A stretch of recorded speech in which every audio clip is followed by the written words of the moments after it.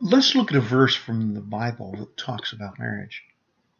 Remember, at least from the perspective that we're adopting right now, that marriage is where family gets started. Hebrews 13:4 says, marriage is to be held in honor among all, and the marriage bed is to be undefiled.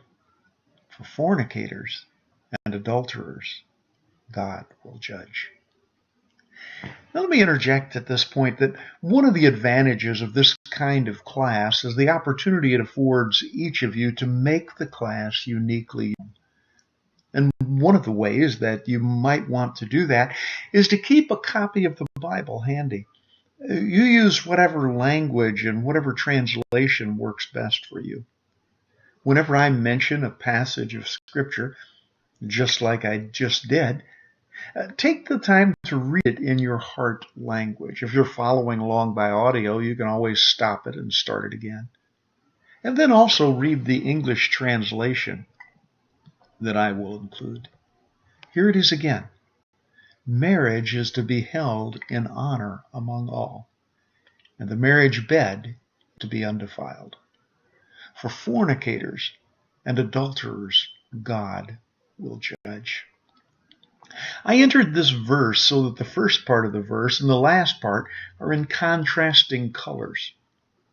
The grammar of this verse is such that the first part can be translated as a statement of fact, that is, marriage is honorable among all, and the bed undefiled. That's the way the New King James Version, for instance, translates it. Or it can be translated as an exhortation.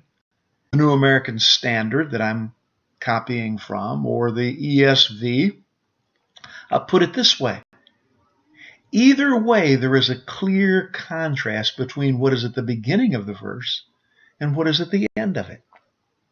Yet, what is going on, or what is being done as far as the physical activity, is the same at the beginning of the verse and the end. Sexual intercourse is clearly implied by the mention of bed, especially when it's seen side by side with fornicators and adulterers.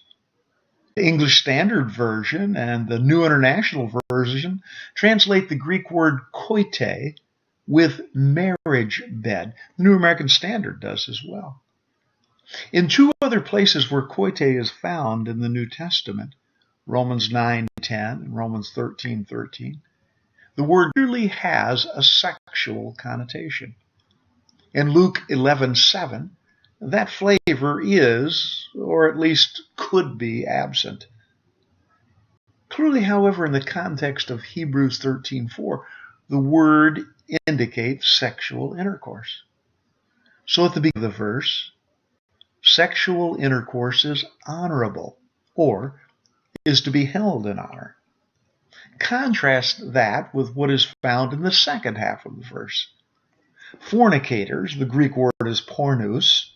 Adulterers, the Greek word is moikos, are described those who have sexual intercourse outside the bounds of marriage. So at the end of the verse, sexual intercourse brings the persons involved under God's judgment. Now here is a very important question. What is different, the sexual intercourse at the beginning of this verse when compared with that at the end of the verse? The question is obvious and is found in the verse itself. But before I confirm the answer that you probably already have in your head, I'll quote from Simon Kistemacher. This is what he has to say. Christians then must set the example of living pure lives, 1 Thessalonians 4:7, and keep the commandment, you shall not commit adultery. How do we do that? That is where the answer to the above question comes in. It's a part of the title of this class, marriage. The unseen pivot point in Hebrews 13:4 is marriage. deal right now. I mean, after all, I am a preacher, but I have already said quite a bit. So let me simply say that if marriage is something that makes a great difference, and that is not all that marriage does, then it is something we had better understand. We've been working on that all semester long. I hope you'll continue to work on it after that. If I don't know the names of the players in the infield in a baseball game, it really doesn't matter.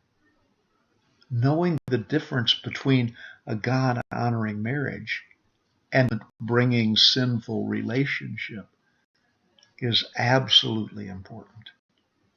Our assignment for this session will get us started. You need to get this assignment to me by Friday night. See you later.